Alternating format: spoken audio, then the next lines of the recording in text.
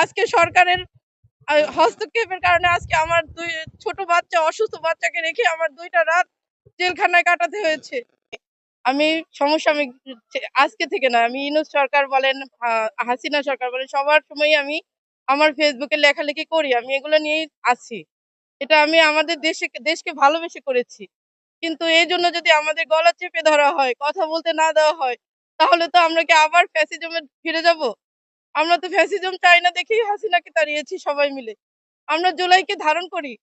আমরা চাই না আমরা আবার ফ্যাসিজমে ফিরে যাই। আমি চাই না যে আমাদের মতো আর কাউকে এভাবে গলা চেপে ধরা হোক। আমাদের সরকারের কাছে এটাই আবেদন। আমাদের অন্তত কথা বলতে দেওয়া হোক, যাতে সরকার সঠিক পথে থাকে। সরকার যদি আমাদের কথা না শোনে, শুধুমাত্র তাদের দলের কথাই শোনে, তাহলে সরকার কখনোই সঠিক পথে থাকতে পারবে না। তাদের বিরোধী দলের কথাও শুনতে হবে, জনগণের কথাও শুনতে হবে। জনগণের পক্ষ থেকে যদি তারা কথা না শোনে, না বোঝে, তারা সেই জনগণের ম্যান্ডেট নিয়ে তো সরকারে গেছে। সেই সরকার যদি জনগণের না হয়, তাহলে আমরা এই সরকার দিয়ে কি করব? আজকে সরকারের হস্তক্ষেপের কারণে আজকে আমার ছোট বাচ্চা, অসুস্থ বাচ্চাকে রেখে আমার ২টা রাত জেলখানায় কাটাতে হয়েছে। অবর্ণনীয় কষ্ট সহ্য করতে হয়েছে।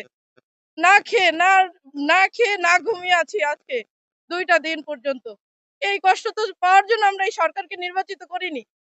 আমরা চাই আমাদের সামনের দিনগুলো অন্তত আমাদের কথা বলতে দেওয়ার সুযোগ দেওয়া হোক।